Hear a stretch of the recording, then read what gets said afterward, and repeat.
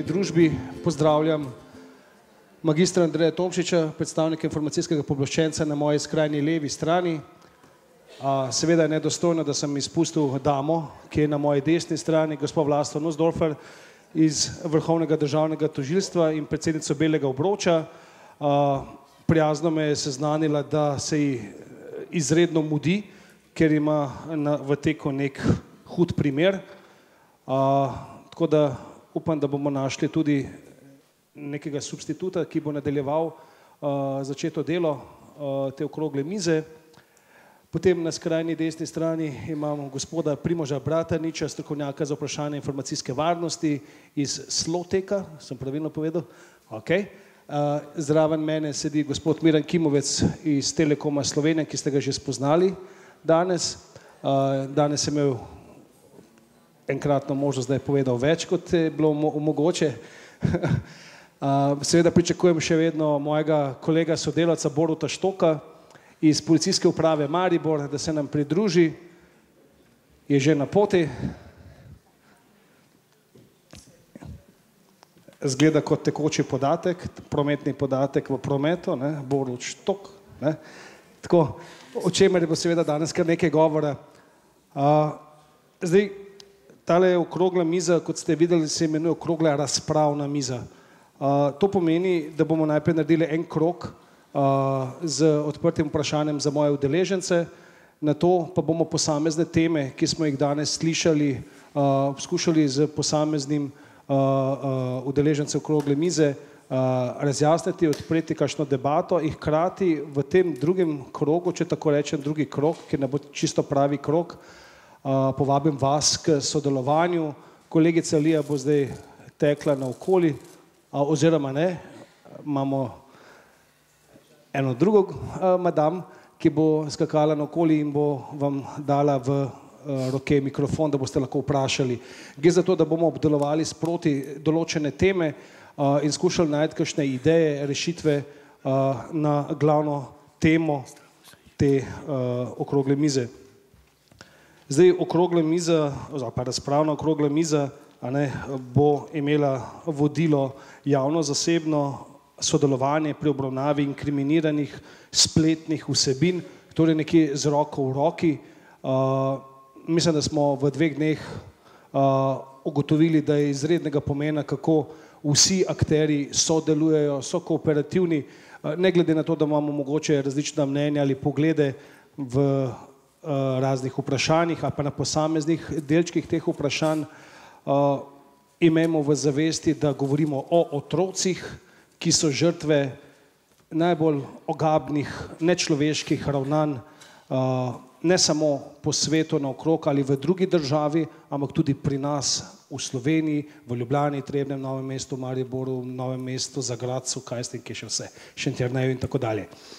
Imejmo to v zavesti, da skušamo kot končni cilj ne samo preprečiti ali pa ustaviti te spolne zlorabe otrok, ampak da tudi zaščitimo te otroke pred nadaljnjo zlorabo in pa da jih tudi odkrijemo. Torej, se pravi, victim identification bi bilo po angleško. Rad bi klele na tem mestu najprej izpostavil, lansko leto je bil gost tega posveta gospod Michael Moran iz Interpola Lyon, ki je posebej poudaril, kako pomembno je sodelovanje med ponudniki internetnih storitev, policijo, nevladnimi organizacijami, tožilstvom, skratka z vsemi, ki sodelujejo v tej mreži.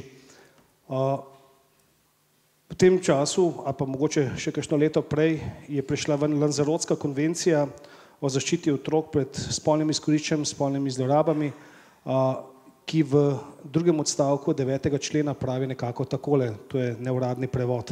Vsaka država podpisnica naj spodbuja zasebni sektor, zlasti informacijski in komunikacijski sektor, turistično in potovalno industrijo ter bančno-finančni sektor, kot tudi civilno družbo, da je udeležena pri implementaciji internih normativov z vidika samoregulacije in udeleženosti v regulaciji, torej v nastajanju teh predpisov. Mislim, da je to predvsej v sklopu namena te konvencije, tega, kar počnemo danes, torej promocije nacionalnega in mednarodnega sodelovanja proti spolnemu izkoriščanju in spolnim zlorabam otrok ter sami preventivi.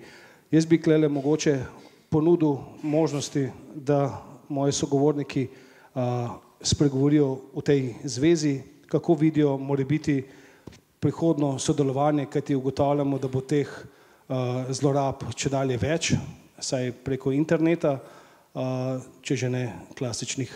Pa bi jaz prosil najprej gospod Vlasto Nussdorfer, da... Lepo pozdravljeni, jaz sem zgleda res vse pobrkljala in sem mislila, da je ob enih 15 okrogla miza. Je bilo pa kosilo, tako da sem bila še tega deležna in zato se mi tako mudi. Jaz moram reči, da ko sem pogledala malo za nazaj stvari, sem videla, da so bili problemi.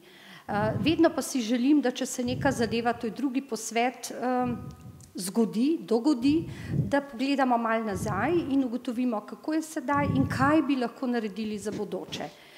In če govorimo z roko v roki, zasebno partnerstvo, javno partnerstvo, smo tukaj tako različni ljudje, sklepam, da ste iz vseh koncev, ker mnoge ne poznam, da je idealna prilika, da sodelujemo, da tako kot je gospod iz Liona rekel, naredimo nekaj korakov naprej. Ko sem predstavljala dopoldne novo zakonodajo, sem že malček izpostavila problematiko novega kaznivega dejanja, ki je samostojno pripravljalno dejanje in kot tako kaznivo. Zelo me pa skrbi, kako ga bomo udejanjili, kako bo prvega dne v praksi, ko bo nekdo sporočil in nas bo za nekega otroka zaskrbelo, da se je že srečal s storilcem, kajti, če se bo srečal, odpade to kaznivo dejanje in nastopi hujše in kaj bo, če nam kdo očita, da smo pravzaprav ga dopustili, ker smo imeli možnost ga preprečiti. In zato bi me zanimalo, zato bi si prizadevala za to, da res stopimo skupaj, da pri novem kaznivem dejanju ne pademo na izpitu, morda že pri prvem primeru, ki se bo zgodil, ker ta lahko povzroči to, kar se večkrat očita, imate v teoriji dobro rešeno, v praksi pa ne znate tega izpeljati. Druga dejanja so tako že nekako znana in mislim, da lahko izboljšamo sodelovanje samo na tem področju, kjer še vedno šepa, še vedno govorimo predvsem o predolgih postopkih, to je boleče, če rečeš, da se nekaj tako dolgo vleče, da ni več tisto, kar rečeš, hitro za otroke, dovolj hitro za otroke. Vse te direktive, vse to sem tudi sama predstavila, se je implementiralo k nam, imamo ta dejanja, imamo dopolnjena dejanja, višje kazni, ampak kako bomo mi sodelovali v praksi? Zdaj ne vem, moj kolega ga ta hip iz Maribora ne vidim, če je tukaj, je včeraj, meni je zelo žal, da nisem prisostvovala tem 2 dnem, ker sta bila baje zelo v redu, predstavil pozitiven primer. Najbolje je, če se na pozitivnih primerih gradi bodoča praksa, da torej ugotovimo, kaj smo tam dobro naredili in to nekako tudi poskušamo nadaljevati. Slabi primeri pa ravno tako morajo biti izpostavljeni, ker če ne imamo občutek, da je vse krasno. Ko nastopi slab primer, ga je treba še kako obdelati, da se napake ne ponavljajo. In jaz bi si od današnje okrogle mize zelo želela, da čeprav nismo čisto v krogu, ker ne vem, kako bi to sestavili v krog, pa kam bi prišlo, da na koncu res skupaj stopimo. Tudi skupaj z vami, pa naj bo to en krog sodelovanja. Tukaj je toliko strokovnjakov, vi ste vsi strokovnjaki. Jaz mislim, tožilstvo je nekje vmes. Je sicer organ pregona, ampak odkrivanje je na policiji v sodelovanju tudi z nami. Mi pa moramo dokaj čiste zadeve predati sodišču. In kot vemo, se včasih že na začetku zatakne, že pri odredbah, kdaj, kje, kako, a jo lahko dobimo, kje so problemi. In mi bi zelo radi, da bi od policije prihajala k nam zadeve, da bi uspeli uskladiti to reševanje in da napotimo sodišče, čeprav vemo, da imamo še obrambo, to človek kar pozabi, a ne, in obtoženega, obdolženega, osumljenega, odvisno od faze, ne bi bilo preveč težav, kadar gre za tako plemenit cilj, kot so otroci. Skozi smo polni ust naših otrok, moramo jih zaščititi, moramo jih obvarovati. Še ena čisto praktična stvar, sem jo že malo razčistila, mene ljudje sprašujejo povsem praktično, gospa, toliko govorite o zlorabi otrok, pa imamo gumb za to, da bi izklopili doma svojim otrokom internetne vsebine, pa sem nekako zvedela, da ga ni. Veliko se pa o tem govori, kaj naj naredijo starši, kako naj se poučijo, kaj naj naredijo, da bodo otroci varni. Če pa že niso čist varni, ker dostopajo do teh vsebin, je potrebno seveda tudi veliko preventive na tem področju, tukaj so mediji zelo pomembni, to, kar sem prej govorila, da če se bodo storilci zavedali, da obstaja novo dejanje, ki je zelo hudo, ker je pripravljalno, čeprav kazen je kar majhna, do 1 leta, ampak se pri pripravljalnem dejanju brez posledic ne moramo računati na kaj več, da pravzaprav tudi starši opozarjajo otroke in otroci povedo, če se jim kaj takega dogaja. Torej vidim tudi, ko pravimo nevladni sektor in vladni, veliko možnosti za preventivo v šolah in marsikje, da bi recimo vedeli, da to sploh obstaja, ker jaz sem prepričana, da 90% Slovencev ne ve, da se je nekaj na tem področju spremenilo in da ni potrebno, da čakamo, da otrok gre k storilcu na dom, ker ga je tja povabil. Hvala lepa. Bi prosil kar gospoda Tomčiča, da se pridruži v isto vprašanje, prosim. Ja, lepo zdrav še z moje strani.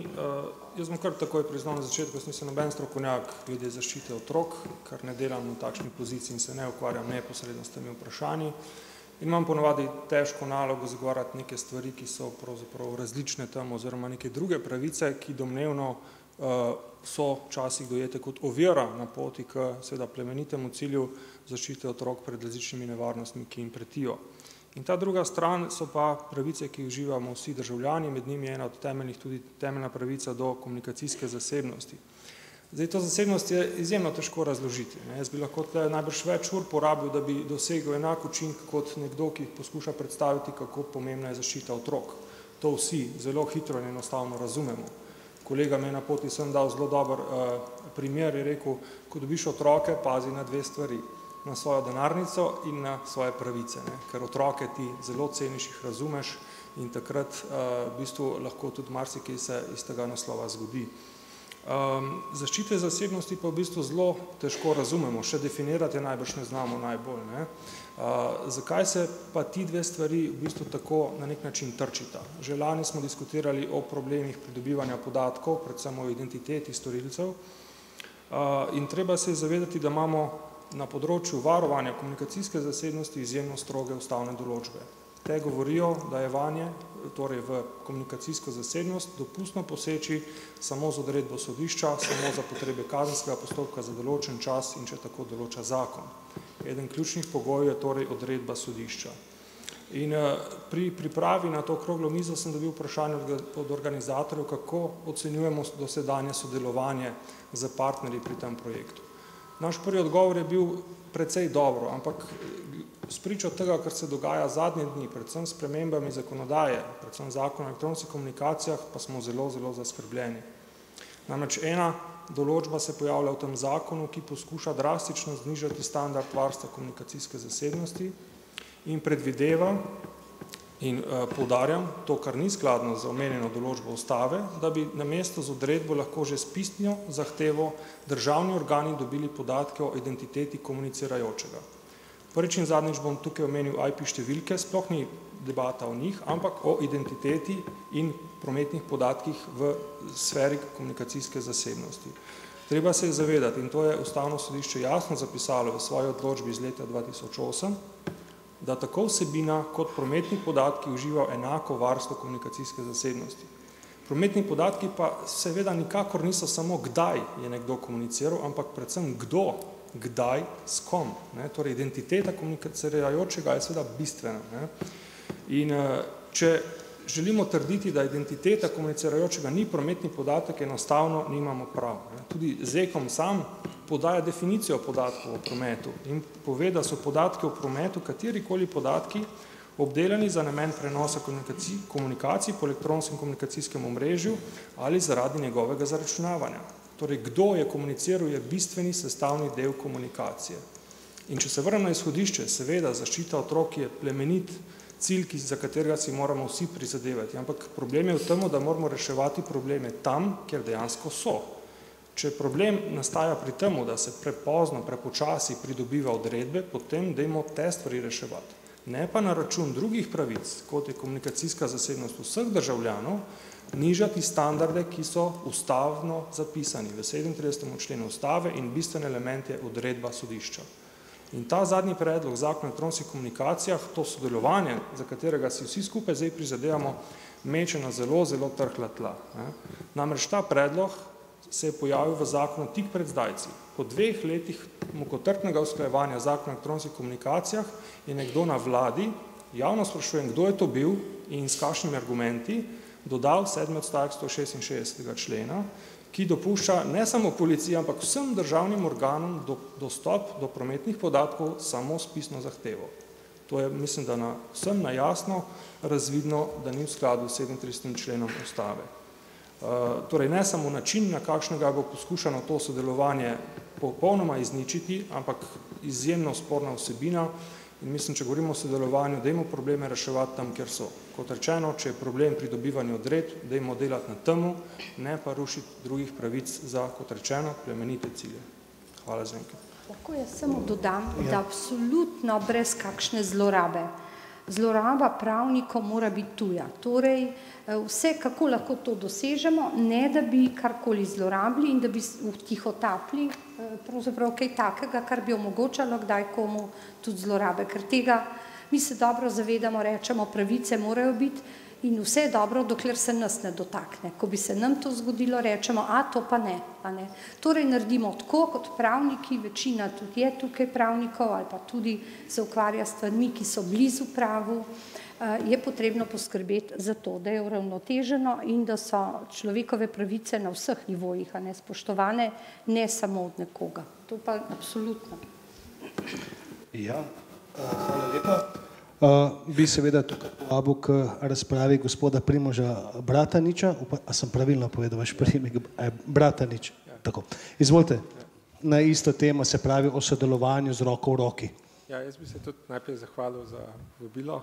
Tukaj sem sicer na mestu Mateja, ki je bil prvotno predviden. Ravno tako kot gospod Tomšič, nimam nobenega konteksta v povezavi z zaščito otrok, ampak rad bi pa izpostavil, da v primeru, da se tukaj pogovarjamo o tem, kako se potem z dodatnimi pooblastili, zdaj smo 2 dni poslušali, kako organi nimajo sredstev, kako neke stvari trajajo, ampak če ste recimo včeraj poslušali ravno ta mariborski primer, očitno se v tej državi da in morda bi se bilo treba tudi vprašati, kaj z vsemi temi podatki počnemo, pa tudi, kaj te podatki sploh so, ker če ste recimo v zadnjem času, ki spremljali slovenske medije, se je izkazalo, da določeni podatki, ki jih v tej državi zbiramo za neke namene, niso ravno to, kar se je do nedavnega mislilo, da so. In morda bi se bilo treba včasih tudi vprašati, kaj s podatki, ki jih slepo zbiramo za neke namene, potem dejansko počnemo in kakšna škoda nastaja, ko dejansko vodimo neke postopke zoper neke domnevne storilce na podlagi podatkov, ki v nekih primerih zagotavljajo popolne alibije, zato ker je nekdo malo karikatirano navezal telefon na psa in ga spustil malo po vrtu, zato da je bil očitno doma in kakšna škoda nastaja, ker potem tudi v drugo smer, ko včasih te podatki niso ravno to, kar si želimo. Bi vseeno vprašal, zraven me zanima, rekli ste slepo zbiranje podatkov in podobno. Slepo zbiranje podatkov, da državni organi vodijo neke postopke zoper neke domnevne storilce, pa vendarle, ključno vprašanje na začetku te razprave je sodelovanje med institucijami, ki so udeležene v recimo zaščiti otrok, identifikaciji teh žrtev, kot je gospod Tomšič zelo lepo povedal, za plemenit namen. Povejte, kako vidite morda to sodelovanje? Jaz mislim, da bi na tem področju zdaj za začetek gospodu Kimovcu pripustil besedo, glede na to, da se on zdaj, 2 leti s tem zakonom aktivno trudil, da bi kot nekdo, ki da te podatke daje, spremenil neke stvari na temo, da bi dejansko državni organi prišli do bistveno bolj uporabnih podatkov, kot jih imajo. ampak v končni fazi, kot jaz vem, je šlo vse skupaj v smeti in imamo zdaj v predlogu sprejeto stvar natančno tako, kot je bila do tega in ni v bistvu poslušal nihče, tako da ne vem, koliko zelo veliko se da na tem področju sploh potem še govoriti o sodelovanju. Aha, se pravi, iz vidika, ko ni bilo nek predlog sprejet, je težko govoriti o sodelovanju, ali kako? Težko je govoriti o sodelovanju, ko zadeve tudi zginevajo, ko se nekdo aktivno trudi, da bi stvar izboljšal, pa ni niti kontraargumentov nazaj, zakaj se moti, v bistvu se nič ne zgodi. Dobro, hvala lepa. Pa bi pol kar vas nekako pozval, da dopolnite, glede na to, da vam je nekako žogico podal, pa se mogoče se otočite na to sodelovanje, ne samo v luči nekih predlogov, predpisa ali pa nekih določb, ki niso šle skozi zaenkrat, bom rekel tako, zdaj ne vem, kaj se bo prinesla parlamentarna procedura, tam se da še marsikaj spremeni, ali pozitivno, ali kakorkoli drugače, pa vendarle, ali je možno tudi najti sodelovanje, ne samo skozi vidik ali pa prizmo zakonodaje, ampak tudi z vidika sodelovanja med institucijami samimi, da se, ne vem, skupaj soorganiziramo, recimo danes je eden izmed teh načinov, pa vendarle še v kakšni drugi obliki, prosim. Ja, se slišimo vse, hvala za povabilo na okroglo mizo. Kot operater mi sodelujemo zato, ker želimo, zato, ker moramo, pa zato, ker smo včasih povabljeni, pa ne vemo, ali bi ali ne bi, pa pojmo po vrsti. Pri sodelovanju v tej zadevi se zdaj 2 dni pogovarjamo, Telekom operater nastopa kot tisti, rekel v 2 funkcijah, na en način kot tisti, ki s podatki, ki jih ima, ker jih je moral zbrati, lahko pomaga policiji pri odkrivanju zadev, da potem stvari naprej peljajo. Tukaj noter so zadeve in morajo biti zadeve urejene zakonsko. Zdaj, če so ali niso, je druga stvar, nekaj smo o tem že govorili. Gospod Tomšič je prej omenil, da ne bomo tiste IP naslov menjali, jaz ga bom probal tudi čim manj, ker pa ga bom še kdaj mogel, nažalost. Tukaj noter je zadeva, ki ni neizvršljiva, ampak je časovno, se samo zadeva zamakne. Če je možno v nekem X primeru, ko gre za neko kaznivo dejanje ugrabitve, recimo, ali neke bombe pod sodiščem, za katero se izkaže, da sploh ni obstajala, prideti do odredbe v roku pol ure, potem meni kot laiku ni jasno, zakaj ni možno priti do odredbe, kjer bi se zahteval IP naslov ravno tako v roku pol ure. To je eno zadevo. Drugo je čas, ki ga ima operater za to, da posreduje podatke, ko prejme odredbo, je ta trenutek nastavljen na 3 dni, kar pomeni sodne odredbe, kar pomeni policijska zaprosila, kjer ni direktnega časa zadaj, se nekje probamo držati v 8 dneh. Nov zakon definira v najkrajšem možnem času brez nepotrebnega odlašanja, kar pomeni, da bomo ta rok še bistveno bolj skrajšali. Se pravi, zato, da so podatki prepozno ali pozno dostavljeni, jaz upam, da ni žogca na strani operaterja. Drugi del, ki ga ima operater, pa mogoče ne internetni, pač pa, če se postavim na mobilni operater, je pa dostop do ali hotline, se pravi 090 številk, kjer je seveda tudi otroci dostopajo do tega, pa tega se recimo nismo zdaj odvignili, odbiče nič, pa nisem zasledil, kaj lotil, namreč, da mobi uporabniki, ker so otroci večinoma, ne morejo klicati na 090 številke, eno je zaradi stroška, drugo je zaradi same vsebine. In tretja stvar, pa druga stvar znotraj mobilnega dela je, da lahko hodi tudi na kakšen portal, ki je za odrasle ali za napol odrasle. Tam noter smo v operaterji pred nekaj leti skupaj z gospodarsko zbornico imeli neko zavezo, ne me zdaj vprašati, kako se imenuje, safe.si oziroma nekaj takšna stvar je bila, kjer smo v bistvu probali narediti tako, da vsebine, ki niso namenjene otrokom, otroci ali pa uporabniki ne dobijo na prvo žogo, ampak ko dostopajo do te vsebine, morajo najprej potrditi nekaj pogoje, potem pa eksplicitno potrditi, da so stari nad x let, da potem grejo v to vsebino. Se pravi, vsebine pač enostavno ne moreš drugače filtrirati kot na nek tak način, lahko pa seveda imajo pa starši možnost, da pa določene storitve a priori zaprejo, pa jih potem niti otrok sam ne more odpreti. To je recimo del, ki ga jaz vidim v tem v varstvu otrok. Rad bi se pa vrnil na to, kar je gospod Bratanič omenil. Seveda, praksa je pokazala, da podatki, ki jih zbiramo in ki so potrebni za potem policiji, za raziskovanje, so takšni, kakršni pač so, ne najboljši.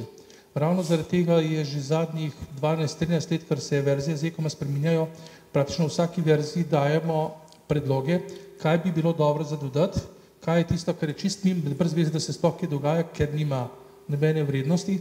Zdaj, koliko smo uspešni, koliko nismo, je druga stvar. Tudi to, da podatki ta trenutek niso najbolj uporabni, jaz ne bom rekel, da niso, jaz bom rekel, da bi bili lahko bistveno bolj.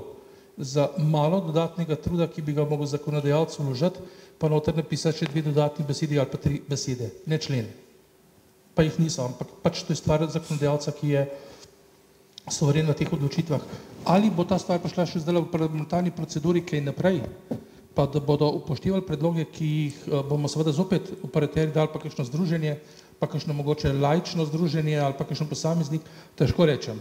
Ampak fajn bi bilo, če bi, ker bi bilo potem tudi na strani prejemnikov teh podatkov bistveno lažje delati.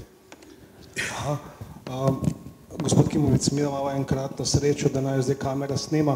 A bi lahko naredili en tak po diagonali, mogoče, kateri so tisti podatki, vse ste jih že danes povedali, a ne?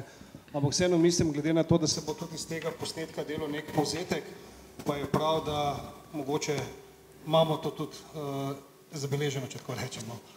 Ta podatek, no. Tisto, kar je danes, kar bi bilo lahko, bom rekel, bolje urejeno, je, da bi povedali, definitivno zapisali v ZEKom, da je spreminjanje A številke, se pravi številke, ki kliče, ni dovoljeno in zadaj neko denarno sankcijo obvesiti, ne kazensko, pač pa denarno, to je z ZEKom možno. Namreč, gledajte, danes imamo cel kup te tako imenovane VoIP telefonije, kjer imaš ti neko lokacijo v Ljubljani, pa Mariboru po Celju, in se ti v Ljubljani priklopiš, vtipkaš neko številko in si to ti. In potem greš v Maribor, si vtipkaš isto številko in od tam kličeš in si še vedno ti. In greš v Mursko Soboto, v 3. pisarno, si vtipkaš svojo številko in si še vedno ti. Tudi če si bil na različnih lokacijah. Ampak jaz si lahko vtipkam številko, ki je z mojega nabora. Če pa jaz pridem na neko lokacijo, pa si vtipkam številko njegovo, od kolega ali pa drugega kolega, pa pomeni, da jaz zamegljujem dejansko stanje. In določeni operaterji to dopuščajo, zdaj ali odplačno ali zato, ker imajo pač luknjo v sistemu, je druga stvar, zato so druge stvari, ki bi se odkrivali, ampak da bi to povedali, da to ni dovoljeno. In posledično iz tega bi nam, predvsem organom pregona, bistveno bolj prišlo prav, da bi pri vsaki zvezi povedali, kje je nastala ta zveza. Ali je ta zveza nastala v domačem omrežju, ki ga imamo pod kontrolo, ali je nastala v nekem drugem slovenskem omrežju, za katerega ima država kontrolo, ali je nastala v neki tujini, ker lahko naši uporabniki tudi tujino, pa iz tujine kličejo in o tem seveda mi dobimo podatke o teh zvezah, ampak takšne kvalitete, kot nam jih tuj operater pošlje. In pač tistim podatkom vemo, da so iz tujine, pač zaupamo, kakor zaupamo, ampak vemo, da so iz tujine. Podatkom, ki pa v Sloveniji nastopajo, pa ta trenutek ni definirano, kje so nastopili. Ta podatek bi nam pa šel prav. Pol je pa še ena zadeva, ki jo pa kot operater ne bom predlagal, ampak upam, da bo kdaj tudi o tem šla debata, ker je bilo že danes enkrat odprto. Mi danes zbiramo podatek pri prenosu podatkov. Zgolj to, da je bila v nekem času sprožen nek prenos podatkov. Pika. Ne vemo, ali je šlo za Facebook, ali je šlo za povezavo z modemom, ali je šlo za Skype telefonijo, ali za kakšen tip storitve je šlo znotraj tega. Seveda, zato, da bi operaterji to ugotovili, kakšen tip komunikacije prenosa je bil, bi rabili orodje, ki seveda košta, ampak pozabimo na to temo, ampak bi morali delati nekaj, kar ta trenutek država niti slučajno pri nas ne dovoli. Se pravi, pregledovanje paketkov, ki letijo po internetu. Nisem prepričan, da do tega ne bo prišlo do zelo malo. Ker večina prometa se iz telefonije sedi med paketke in paketki bomo pač imeli samo prenos podatkov, pa čist nič drugega. Tako da ta del je pa v razmislek, kaj narediti s tem delom. Ker tukaj noter se pa marsikdo lahko skriva in internetni del, ki je recimo preko mobilnega telefona stopen, se točno tukaj noter skriva. Jaz se bom še mečkam dopolnil še z enim vprašanjem. Dela tale moj mikrofon.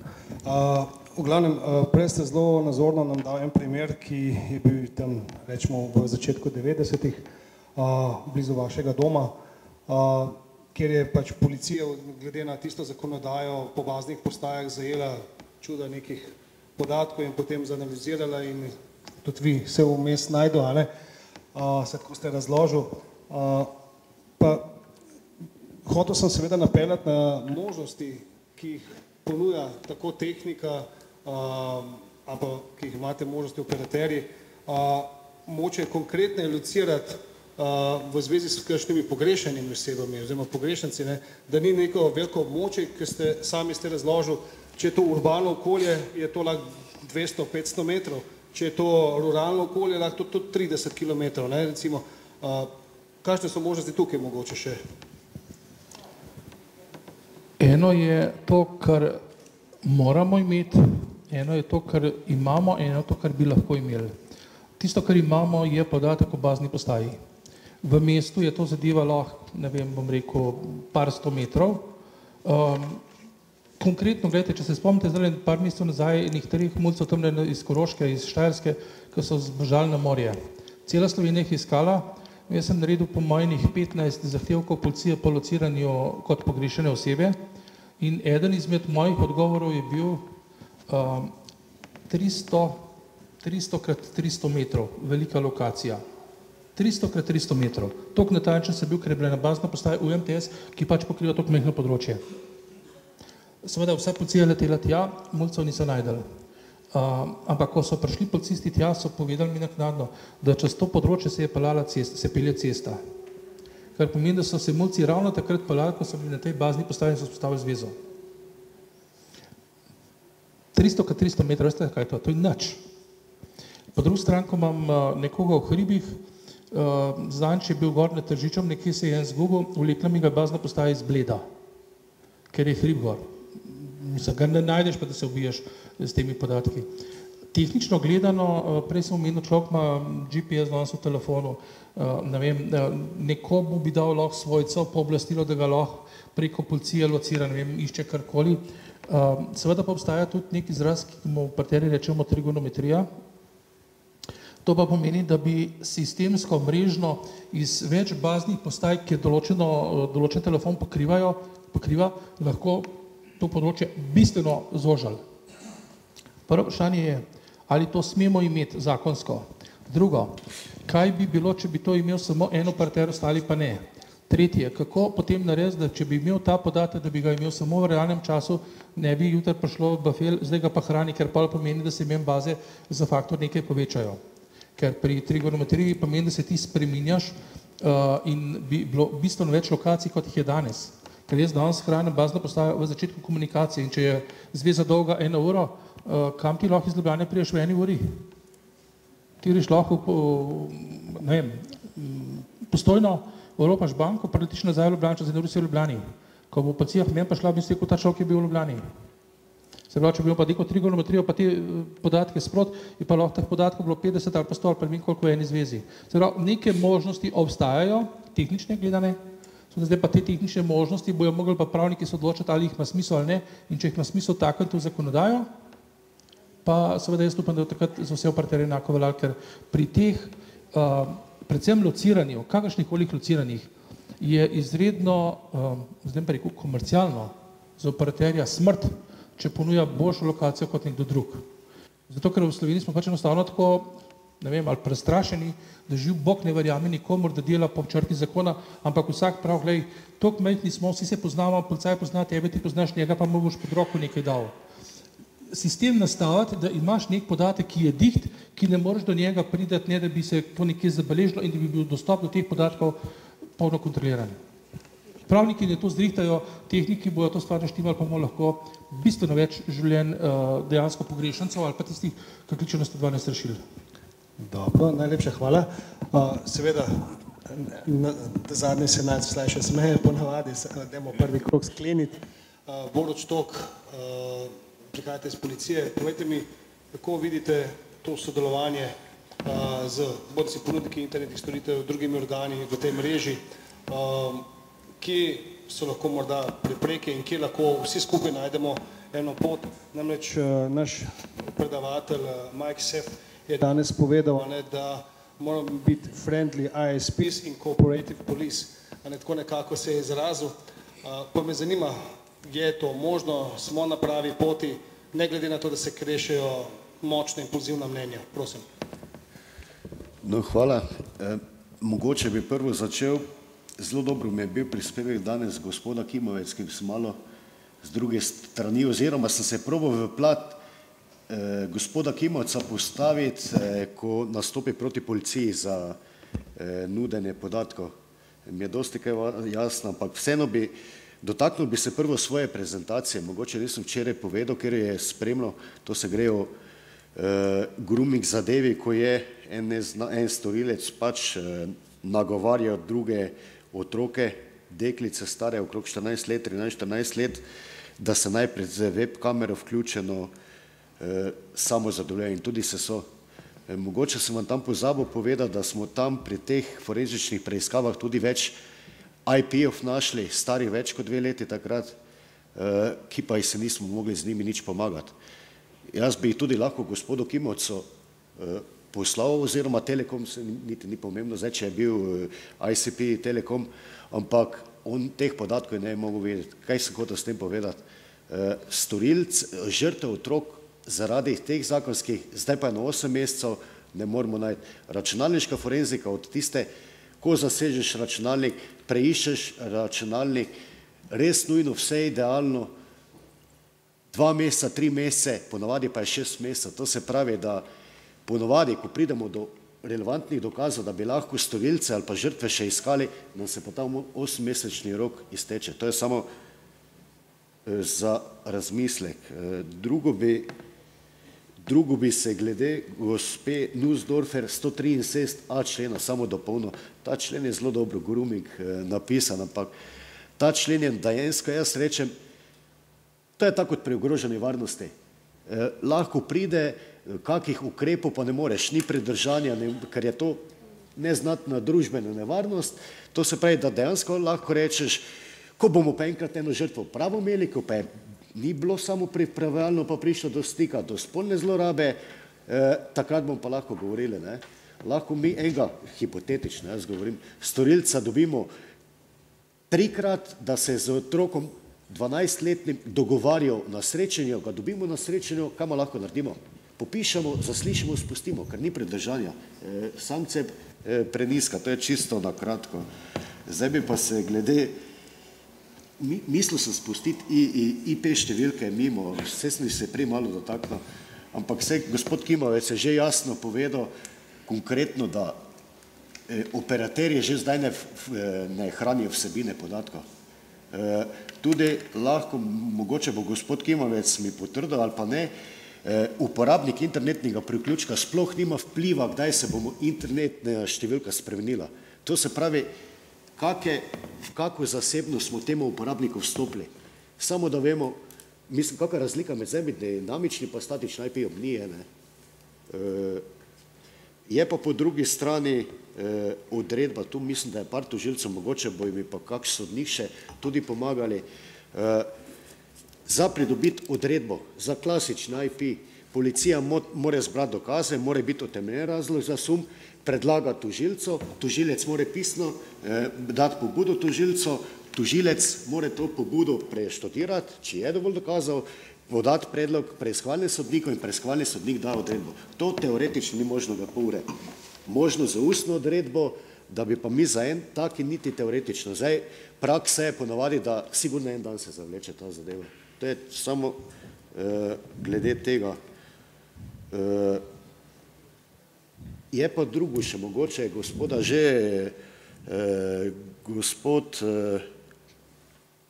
iz Velike Britanije je fajn povedal, pa lansko leto Mike Moran, blokada spletnih strani, katere je znano ali pa je policija identificirala, da na katerih so vse je otroška pornografija, čisto v kratkem. Vemo, da ima Interpol bazo podatkov teh domen ali spletnih naslovov, kjer se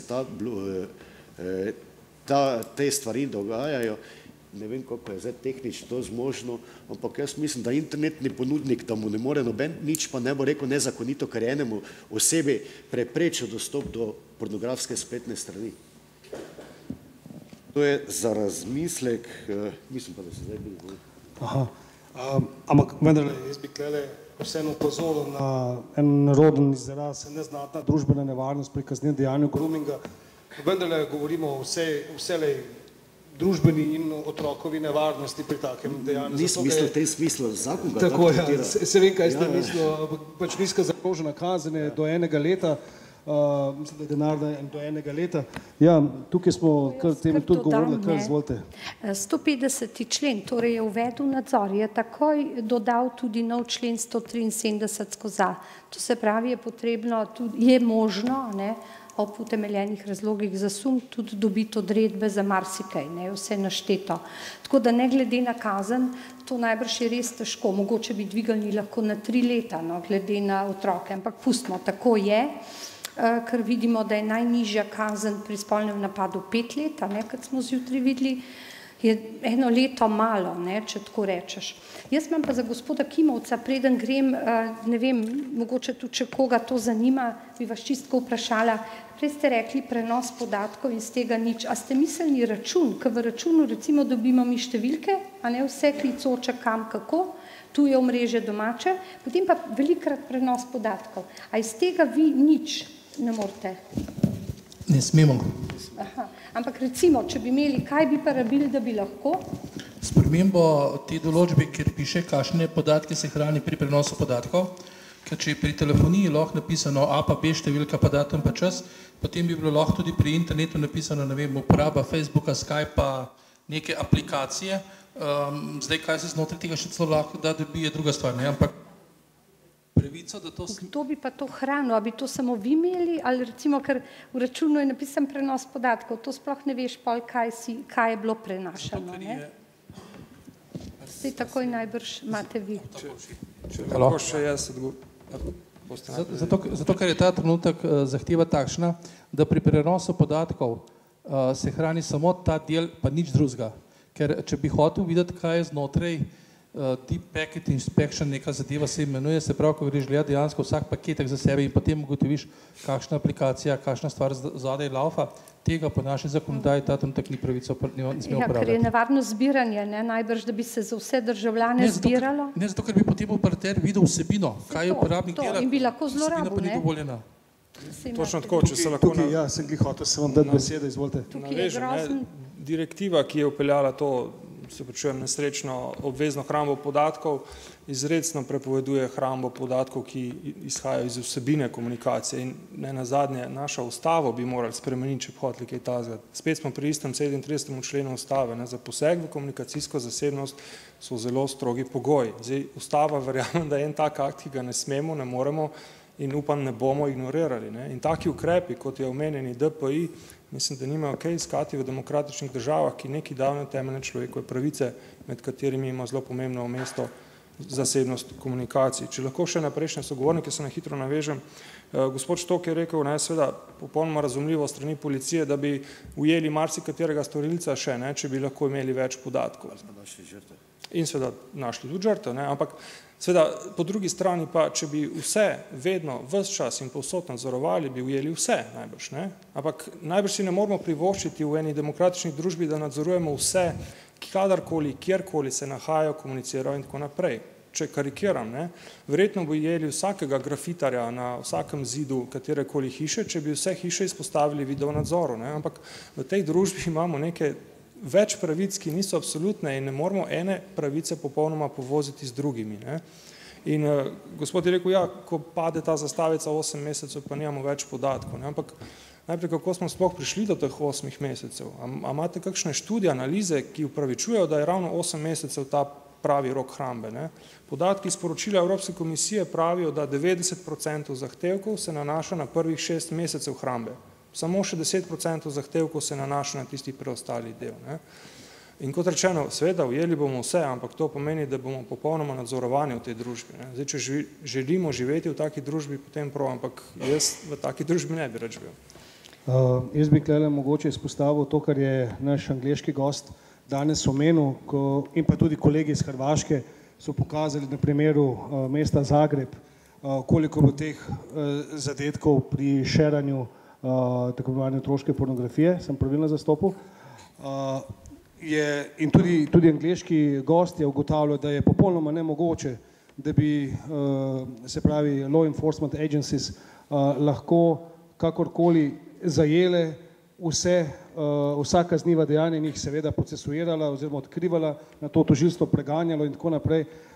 Je zelo plastično ponazoril, da je zelo težko, tudi če bi cela družba, ali pa saj rečemo 90% tiste dela družbe, da bi se ukvarjali samo s tem, bi bilo skoraj da nemogoče to odkriti. Mislim, da je klele mogoče na mestu pomislek, ok, drži, se strinjam, nihče ni rad nadzorovan, pa spremljan, zasledovan, ne vem kaj še vse.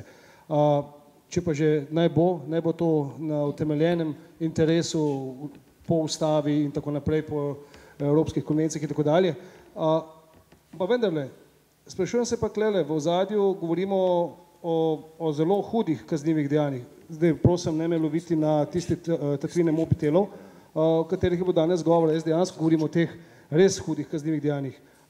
Dogovori za umore se selijo na internet, v razna Tor omrežja, upam, da poznate te stvari. Potem, da ne govorimo o spletnih straneh, malce smo govorili o blokadah raznih spletnih vsebin, torej ne zgolj samo otroške pornografije, ali pa sovražnega govora, ki je sicer sam po sebi tudi precej problematičen, kaj je, kaj ni.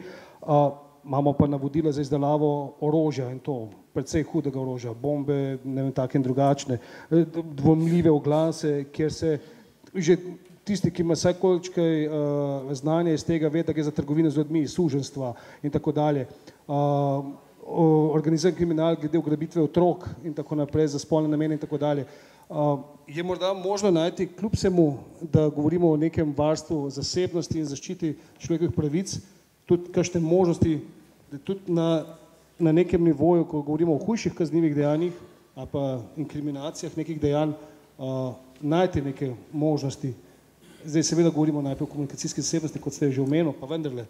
Vsekakor, ampak vse te možnosti morajo biti v okvirih ustave.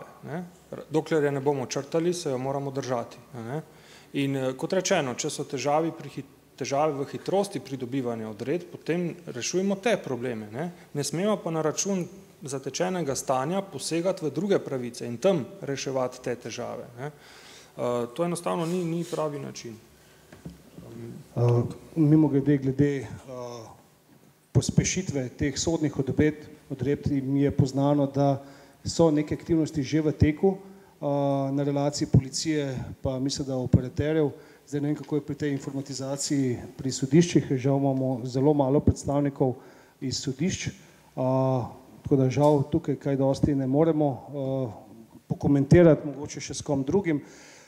Torej, draga publika, načeli smo kar nekaj tem in bil še, ja, izvolite. Jaz bi samo gospoda Štoka repliciral, da ste omenili lansko leto gospoda iz Interpola, ampak če se ga citira, jaz sem lani gospoda potem, ko je omenil to blok listo, vprašal, zakaj v bistvu se on trudi z blokiranjem namesto, da bi dejansko šel pa rešil otroke. In odgovor je takrat bil, da je to enostavno lažje.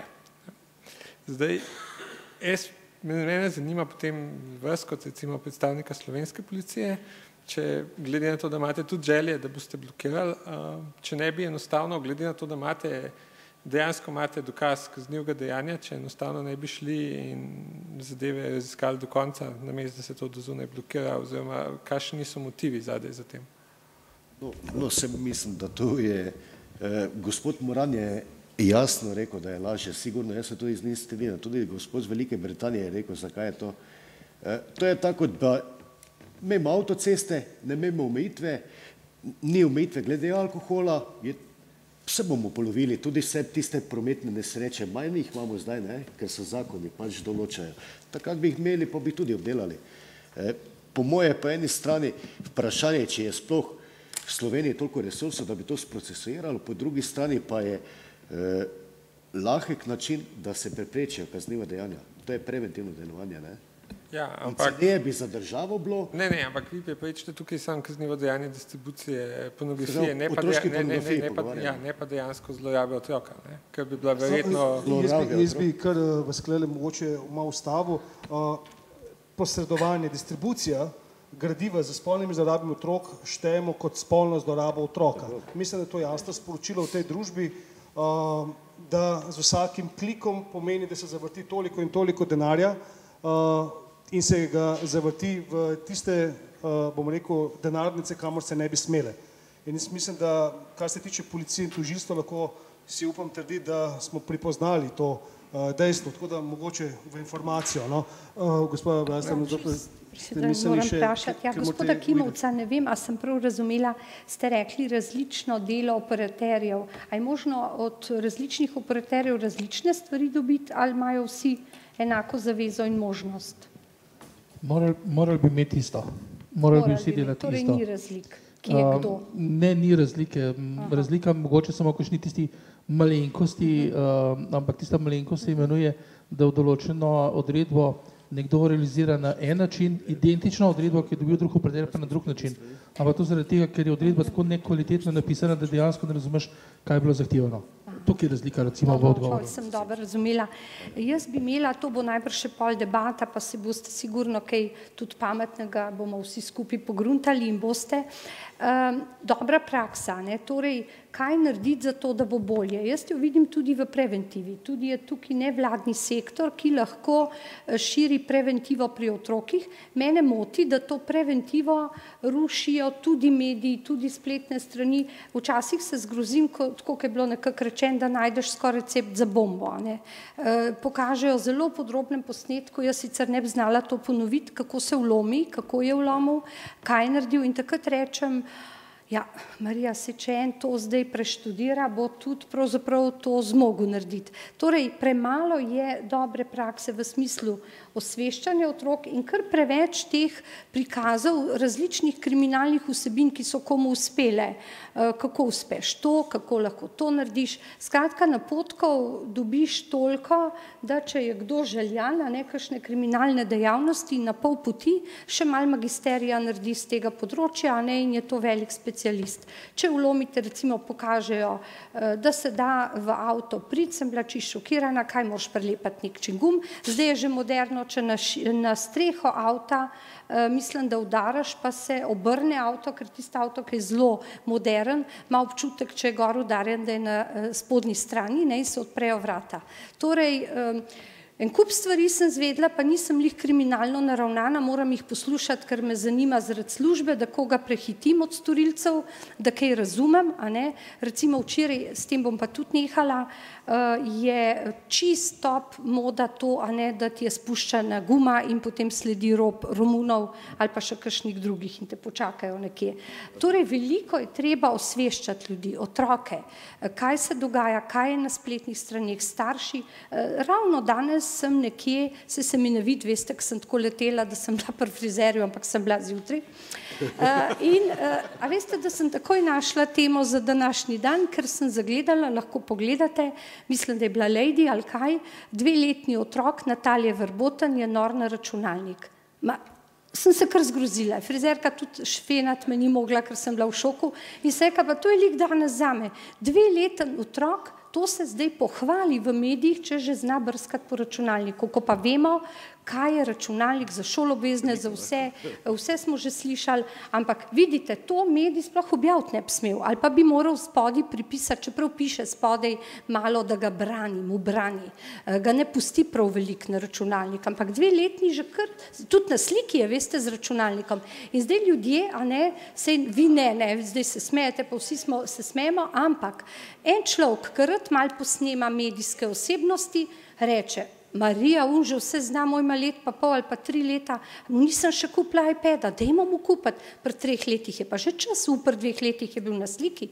Torej, sami veliko škode naredimo tudi na tak način, a ne, ker se premalo govori o teh pozitivnih stvareh, osvešča, naredi kaj dobrega, ampak potem iščemo napake, to ne zmoremo, ne zmoremo. Mislim, da bi kakšno dejanje tudi preprečili, ampak jaz res, toliko je tožilcev tukaj krasnih, me bojo nadomestili, če bo treba kaj odgovoriti, tako da res grem, no, če lahko. Hvala.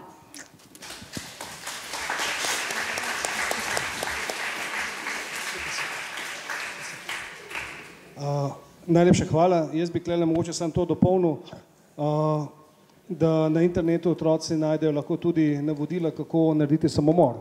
Recimo, to je bilo, mislim, da dobre 3-4 leta nazaj, ko je bila ta emohisterija in tako naprej. Skratka, vrsta enih stvari je. No, preden pa res podelim publiki besedo, jaz se opravičujem, vas sem tako nedostojno, nekorektno prekinil. Dajte dokončati svojo misel, no. Govorili smo seveda o količini nekih podatkov. A ste? Aha, je v redu. Gospoda Kimovca, na gospoda Štoka predstavil, pa, ampak... Je bilo gospod Kimovec, še nič ni odgovoril na to. Izvolite, gospod Kimovec. Glede opcije možnosti. Se pa opravičujem, lahko ponovite vprašanje, ker sem zdaj vmes bil drugi. Bila je replika gospodu Štoku na temo, da je pač bistveno lažje filtrirati, kot pa raziskati stvar do storilca nazaj. Glejte, kar se tiče blokad internetnih strani, v Sloveniji imamo v zadnjem letu pa pol eno čudno prakso, da dobivamo od nekih inšpektorjev zahtevo za blokado nekih spletnih strani za igre na srečo. Pa potem ti se zadeva nekako niso šle čez, potem so mogla sodišča to napisati odredbo za zaprtje dostopa, pri čemer tisti, ki smo običajni uporabniki interneta, ne glede, da delam v tej industriji, sem jaz čisto običajni internetni uporabnik, seveda zame pomeni, da sem jaz bi bil onemogočen, če bi šel na takšno spletno stran. Ampak moj sin, ki ima 20 let, pa ki je malo računalniškega frika, in se pa sam zasmejo, pa rekel, ja, pa koga pa če so blokirali? Bom šel pa okrog. Preko nekih proxy strežnikov, pa je bil prej sem jaz rekel, kek si bil že tam. Se pravi, da blokada na spletni strani za tizga, ki hoče, pa ki ima vsaj mečkega znanja, je vse skupaj. Se pravi, na tak način, da ti samo blokiraš ime pa prijem tiste spletne strani. Seveda vprašanje je, zakaj se ne blokira otroška pornografija, spletne strani, ker so otroške pornografije gor. Zato, ker je internet svoboden, zato, ker je v tej državi važen denar, pa igre na srečo, ker ne prinašajo denarja, davka. Ne vem, pojma nimam, se ne ukvarjam s tem. Moje je, da povem, da blokada spletnih strani ni učinkovita. Za tistega, ki zna. Vprašanje pa, koliko ti lumpi, ki bi se z otroško pornografijo ukvarjali, koliko znajo. Tako da na koncu, kakorkoli obrneš, je zmeraj stvar na strani policije, da gre ki te stvari počne, pa se treba 6 na vrata potrka. No, dajte še na kratko, zdaj bi da res damo publiki besedo. No, ampak recimo, če gremo točno na ta primer zdaj od Umpisa, imamo popolno blokado v celoti na vseh slovenskih ISP-jih, upravno sodišče je pisalo en kup sodb na to temo, pisali so se odredbe, pisali so se pritožbe, ampak vsi tej ponudniki še vedno prosto oglašujejo po celi državi, sponzorirajo športne dogodke in jih je na vseh panojih polno. Edina stvar, ki smo in zamenjali so domene v približno 15 minutah, oziroma preden je stvar ratala pravnomočna, ampak a je tukaj zdaj problem to, da se da preko mreže gospoda Kimovca priti do vsebine, ali je problem to, da iz popolnega obupa, ker tismo ponudniku ne moramo narediti čisto drugega, poskušamo nekaj samo zato, da pokažemo, da smo vsaj nekaj probali. To za Štoka spet, gospoda Štoka seveda. Kratko, zdaj pa res. Vse bo čisto na kratko. Jaz mislim, da to je tako, kot je gospod z Velike Britanije fajn že pokazal, tista piramida, ko smo rekli, tu se gre, blokada je zelo učinkovito sredstvo za tiste gledalce, ko rečemo, tista spodnja masa, ko policijo zameče stvarmi, tožilstvo pa sodne mline pol, ki, gospod Kimovec ima čisto prav, da lahko gre preko proxy, ampak navadni user pač ne bo šel, ne, če hočeš, bo že šel, ampak tu pa je že tisti višji strokovnjaki, ne, pa tako rečemo, ne, znanstveno je dokazano, da iz teh gledalcev spletnih strani pride pol do oseb, storilcev kaznivih dejanj, ki dejansko pol začnejo spolno zlorabljati otroke. Okay. Ne, se vprašanje ni sam, da ne bi blokirali. Vprašanje je, zakaj, recimo, če pogledate točno britanski primer iz lanskega leta, ko je tam njihov seznam strani vsebino pobegnil ven, je tam kar neka naključna hekerska skupina v približno 24 urah dosegla, da je celoten seznam zginil z interneta. Zdaj, jaz se sprašujem, zakaj tega policija z Interpolom ne more... Bomo klele zaključnika, to je zdaj vajna osebna debata ratala in to ne bom pustil. Tle nestrpno čakajo mikrofone in mislim, da ima gospod Božič ima mikrofon, tako da lepo prosim za vprašanje za goste. Hvala, jaz sem Gorazd Božič iz Arnesa. Imam kar ene par komentarjev na to, kar ste do zdaj povedali. Žal mi je, da je gospa Nussdorfer šla, ker se mi zdi, da v bistvu tudi imamo še veliko dela, ne da samo na izobraževanju staršev, ampak tudi na izobraževanju pravosodnih organov pregona, sodnikov in tudi tožilcev konec koncev glede tega, kako regulirati internet. In res je, da v bistvu tukaj zdaj se vsi lovimo, kaj je treba zregulirati, kako zregulirati, kje so določene meje. Kar se tiče filtriranja, tukaj sem bil dosti udeležen pri teh igrah na srečo, na načelni ravni je filtriranje interneta zelo hitro lahko pesek v oči. Filtriranje pomaga pri naključnem obisku, pri preprečevanju naključnega obiska, zato je zelo primerno za namestitev starševskega filtra, kadar starše skrbi, da ne bi otrok naključno prišel do nekaterih spletnih vsebin. Zdaj, internetno filtriranje pa je izredno neučinkovito takrat, kadar nekdo želi do določenih vsebin priti. Ali je to igralec pokra, ki želi priti do poker starsov, oni so si vsi zrihtali, da so prišli in so našli na forumih, ali pa je to lahko nek otrok, ki želi videti neke vsebine, ki se nam zdijo zelo škodljive. Recimo neki recepti za samomor, da vidi nekaj videote, kako samomor narediti. Tukaj filtriranje se bojim ne bo dosti pomagalo. Če vzamem tudi komentar gospoda Klančnika, da je že sama distribucija potem kaznivo dejanje, nam filtriranje samo zakrije oči pred temi kaznivimi dejanji in nič drugega. Poleg tega so bile narejene študije, ki so jih delali ljudje, ki so se leta ukvarjali s preprečevanjem dostopa do otroške pornografije, debele študije z zaključkom, da je filtriranje internetnega prometa z namenom preprečevanja dostopa do otroške pornografije popolnoma neučinkovito. Zdaj lahko to ignoriramo, pa rečemo, se bomo vsem boljš počutili, če bomo filtrirali. To glede filtriranja. Govora je bilo o tem, koliko daleč smo prišli, gospa Nussdorfer je govorila, kaj smo lani se pogovarjali na tem posvetu in kaj se pogovarjamo letos.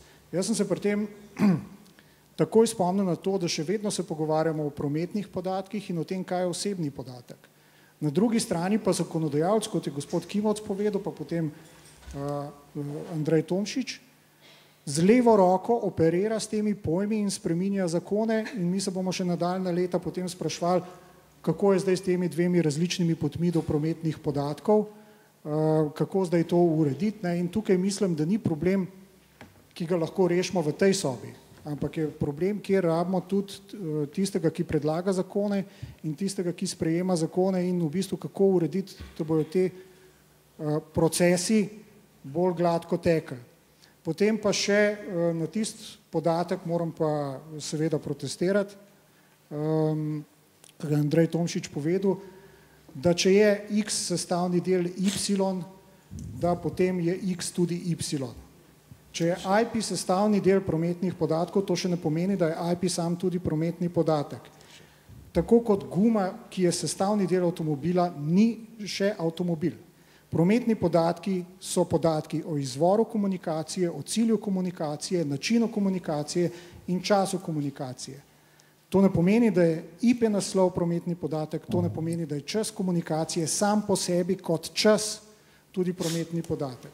Niso vsi IP naslovi osebni IP naslovi. IP naslov Arnesovega DNS strežnika ne razkrije nobene osebe. IP naslovi spletnih strežnikov ne razkrijejo nobene osebe. Tako da se mi zdi, da tudi v bistvu, če želimo regulirati internet, moramo vseeno imeti v vidu to, da pravo regulira naše življenje. Kar pomeni, da če želimo, da ga v redu uredi oziroma v redu regulira, potem se mora v bistvu konsistentno obnašati do tega, kako je naše življenje strukturirano. V tem primeru, kako je ta tehnologija, ki je uporabljena, strukturirana. In je napačno iskati bližnjice pri interpretacijah za to, da se doseže nek cilj, naj bo še kakor toliko plemenit. Zdaj bom pa pustil še komu drugemu kaj povedal. Ok, najlepša hvala, ampak lele mislim, da bi gospod Tomšič neposredno izvan, tako da lepo prosim. Ja, za začetek, zgoraj sem se tikva, tako da ne bo že se tudi zdaj naprej tikva.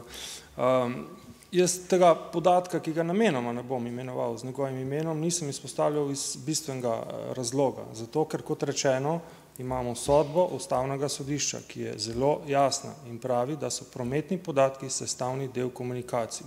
Tako kot si sam rekel, izvor in cilj komunikacije so sestavni del komunikacij, drži?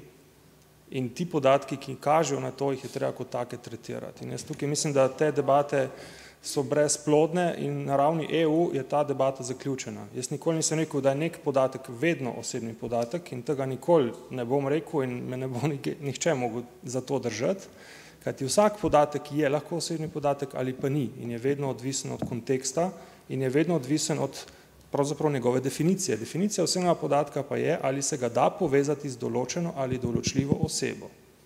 In noben podatek ni vedno tak. Ne vaša telefonska, ne moje ime, ne od nekoga EMŠO. Lahko kar mikrofon, z mikrofonom. Samo še pojasnilo. Torej, sodba Ustavnega sodišča določilo, da so je vsak sestavni del prometnih podatkov tudi prometni podatek. Ker če ni to določil, potem je to tvoj naknadni sklep, ki je logično nepravilen. Če Ustavno sodišče ni določilo, da je vsak posamezni sestavni del prometnega podatka tudi prometni podatek kot tak, potem v bistvu je vse, kar je iz tega izpeljano, logično napačen sklep. To je čisto zelo neko matematično razmišljanje, ne? Ampak ti, če nek podatek razbiješ ali pa več podatkov razbiješ na neke sestavne dele, ne moreš trditi, da to še vedno niso take vrste podatki. Ne bova prišla skupaj po mojem. Sestavni deli ne morajo vedno imeti vseh lastnosti celote. Avto in guma. Spoštovana gospoda, jaz bom takole predlagal ustavno odločbo v roke, skupaj se usedeti, pa pojdite skozi. Ker zdaj mislim, tudi mi nismo razumeli, kaj se vi da pogovarjate. Jaz bom odkrito povedal, nam nič za farbo zaradi tega, ampak kakorkoli že. Imamo še nekaj vprašanj med publiko, se opravičujem kolegama obema, zdaj ne vem, kateri je bil pred vami, zdaj bi vi, izvolite. Ja, tudi okrog treh teh elementov, ki se pogovarjali. Kot prva stvar dinamične API. Jaz mislim, da se ni treba, da se sprenevedamo. Policisti lahko pride zelo enostavno do statičnih IP-jev. Kar pomeni dinamične IP je v bistvu samo problem temu, da se spreminja v bistvu znotraj sešna, ki se je.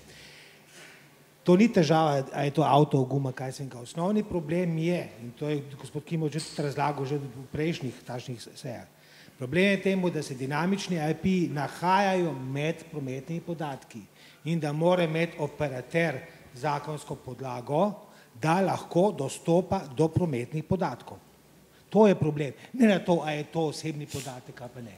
Če hoče v bistvu policija dobiti podatke o tem, kdo je v določenem momentu dinamični IP, mora je to operater do prometnih podatkov, da te podatke ven izvleče.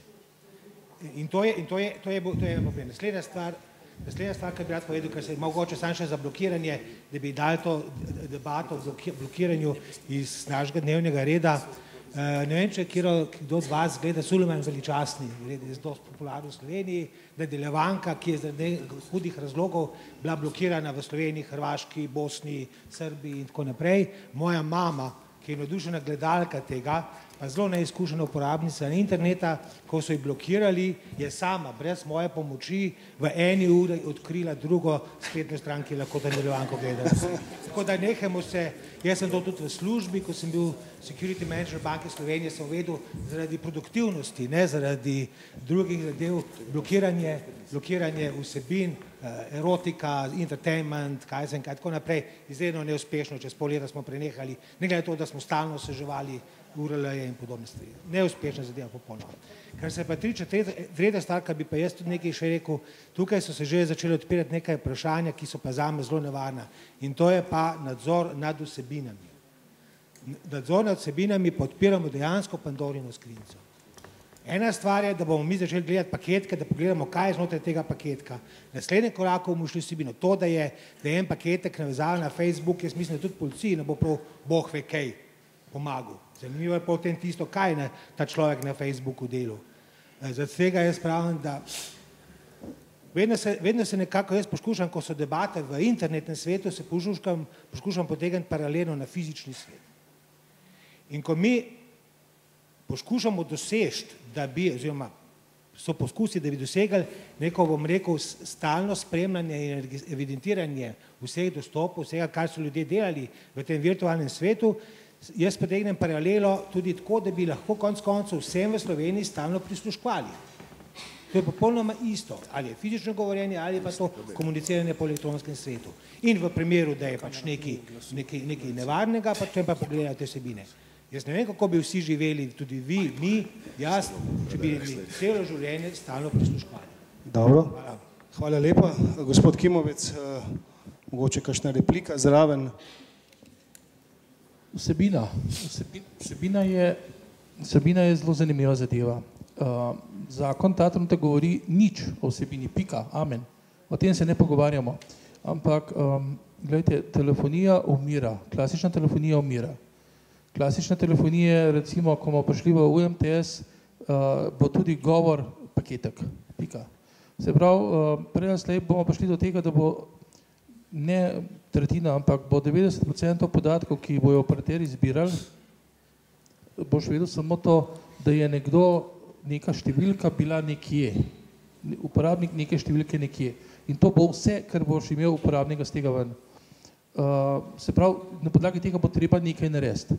Zdaj, ali to pomeni, da zbirati aplikacijo, ki je bila uporabljena znotraj prenosa podatkov, ali boh ne daj znotraj tega, ne vem, recimo prej sem omenil Skype, ne, da zato, da je uporaben Skype, je ena zadeva, drugo je pa, da ti znotraj tega potem definiraš, ugotoviš telefonsko številko enega in drugega. Se pravi, iz tega potem ugotoviš dejansko, s kom je nekdo komuniciral, tukaj pa že malo bistveno več, ne? Ampak tudi v tem primeru si še zmeraj na telefonski številki ene in druge, se pravi, še nisi na tisti vsebini, kot se dva danes med telefonom pogovarjata. Se pravi, lahko pride do tega, da bomo definicijo vsebine redefinirali. Vsebine komunikacije. Ne še zdaj, jaz mislim, ta zekom, zdaj ta verzija, ki bo šla, bo pač takšna, kakšna je, dvomim, da kakšna pametna sprememba pa uporabna, ampak če bomo pa, ne vem, grem pa zdaj ta trenutek zagaja postaviti kar dobre zadeve, da recimo naslednja zadeva čez 3 leta. Jaz mislim, da DPI ali nekaj podobnega, če ne DPI nekaj podobnega, definitivno bo paletirano noter, ker bo dejansko ostalo neuporabno, totalno neuporabno in se bomo ne samo operaterji, vsi ostali začeli spraševati, za koga, pa potem sploh nekaj hranimo, ker nikomu ne koristi. Pa ne vem, kako bo rešiti, ampak trdim, da nekaj bojo mogli narediti, ker to, kar je zdaj brez veze. Jaz že danes gledam, jaz sem danes toliko in toliko zapisal, ne vem, recimo, če vzamem moj telefon, klic odhodni, dohodni, SMS odhodni, dohodni. Vsako uro se meni izpiše podatkovna zveza, ker se pač vsako uro in sistem nastavljen, da se vsako uro parcialno zapiše. In ta moj parcialni zapis pomeni, da imam 24 zapisov na dan, če smem. Popolnoma nič uporabnega. Razen tega, da se ve, da je bil ta uporabnik na internetu, da je bil ta uporabnik na tisti lokaciji. Ali bo to informacija, ki jo bo država ali pa državni organi potrebovali za svoje delo dovolj ali ne, ne vem. Ampak že danes je toliko teh podatkov, zdaj pa če začnete, da je to 24 podatkov na dan, koliko imam jaz potem to zvez na 14 mesecev. In takih uporabnikov, kot sem jaz, je danes, ne vem, na naši mreži vse polovico, ki imamo take telefone, se pravi, koliko imamo potem dejansko nekega balasta ta trenutek ali pa bistveno manj uporabnega podatka, kot so pa telefonske ali pa SMS komunikacije. Tako da tukaj je vprašanje, kaj boste naredili, ampak trdim, nekaj bo treba narediti, nisem pa jaz tisti, ki bom odločil, niti ne operaterji, ampak bo država ali pa nekdo drug mogel povedati. Hvala lepa.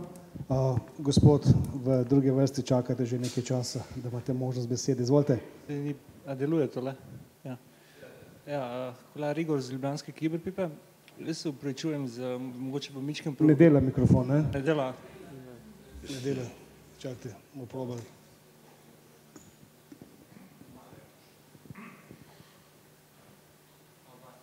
Vzemite moj mikrofon. Aha, dela. Evo, ok.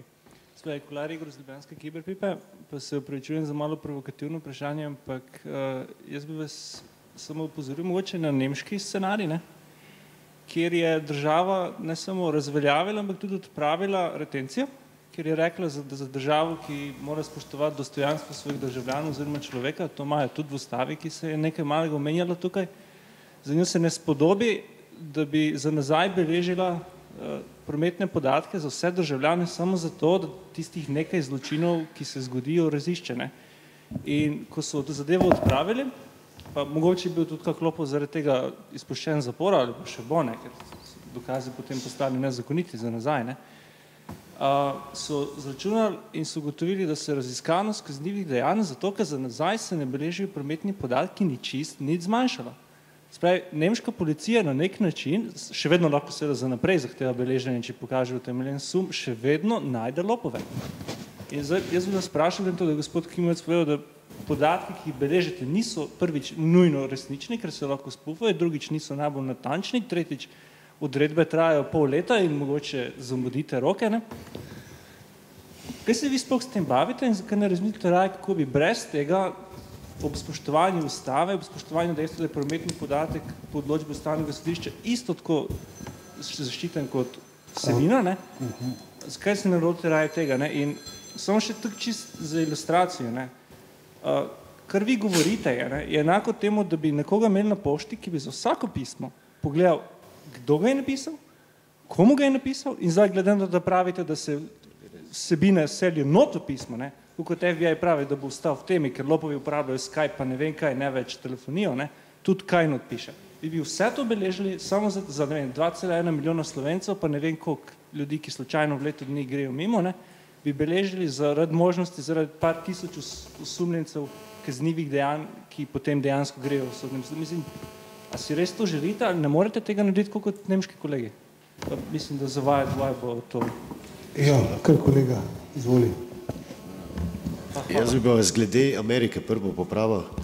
Tam so roki daljši hranjenja, plus tega oni imajo za pridobitev teh IP-ov, kdo je bil dostop. Oni ne rabijo odredbe oziroma... Supremo rabijo. To je tako, kot pač bi rekel nekje v vodstvu policije, eno oseba je bila, ki bi davala naprej, ali pa pač osebe, ki bi bile določene. To je zelo sporno, pa ni Kalifornija, je bil zakon, za IP govorim. Ja, no, ampak lih razmišljajo, da je to zelo narobe, ne? Ja, ne vem, zdaj, če je Amerika demokratična država, pa za njih ni dobro, to ne bom jaz. Ne se lih to pravi, ker so demokratične države ugotavljajo, da je to verjetno narobe in da bo treba spremeniti. Drugo pa je bilo... Nemčija, pa ne Argencija, ampak sploh ne desi. Mislim, jaz primerjavo z Nemčijo me zanima, to je bilo vprašanje. Ne. Lahko mogoče glede Nemčije dopolnite še enkrat, oziroma ponovite še enkrat vprašanje. Pravili so retencijo in nimajo problemov. No, a ja, tiste je bilo, ko ste rekli, ne. Jaz bom tako povedal, klasično, vsakodnevno se srečujemo z IP podatki, pa s takimi storilci, pa drugačnimi.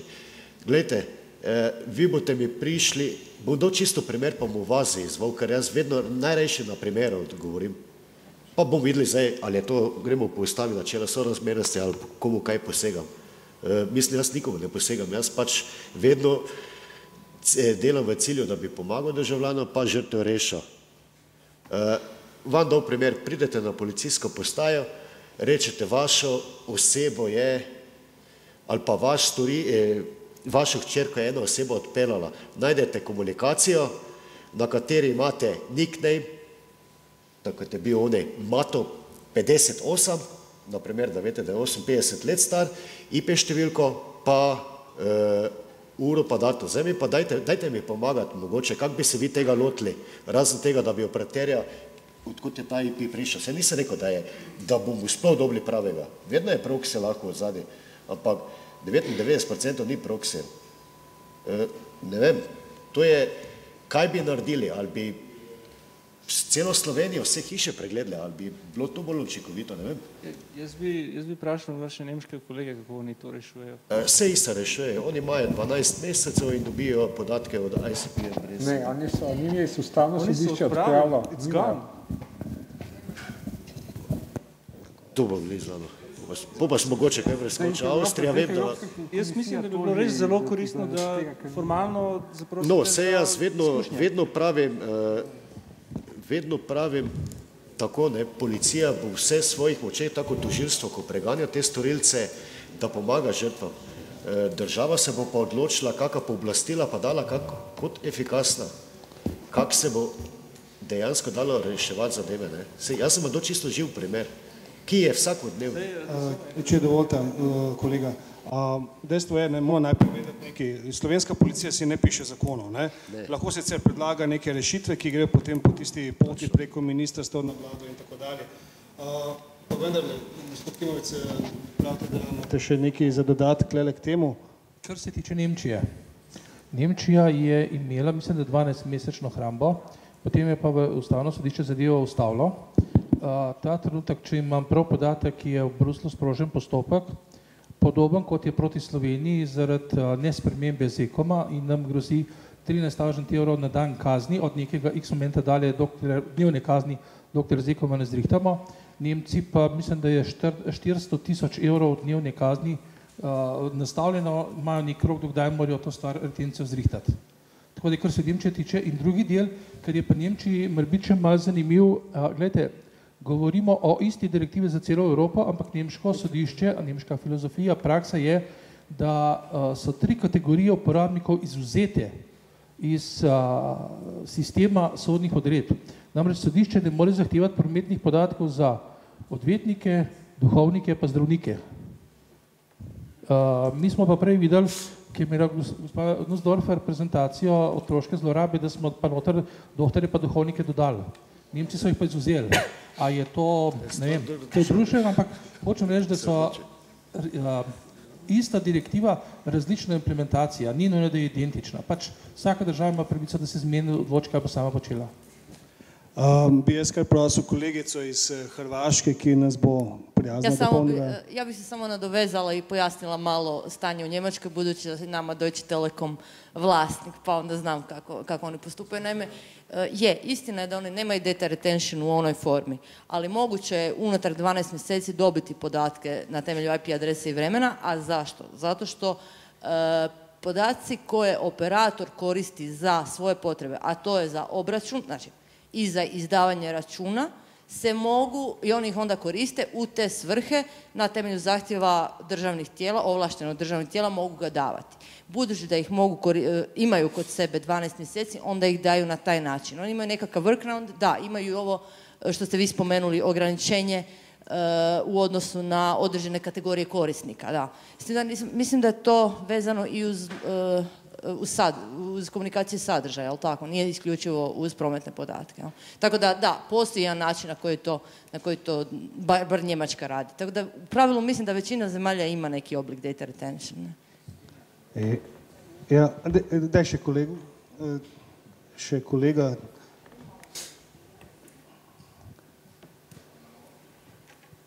Ja se čujemo, da. Ja sam isto nešto surađivao s Njemcima i ovo je točno da imaju problema. U stvari, nije točno da oni nemaju problema. Oni imaju problema. Pitajte bilo kog njemačkog policajca koji rade na ovoj problematici s kakvim sad problemima sreću zato što recimo ne mogu na lakši način doći do podataka o korisniku IP adrese. A ako smijem još nešto samo iskomentirati, kako ja gledam na to. Za mene je jedini oblik prevencije identifikacija žrtava.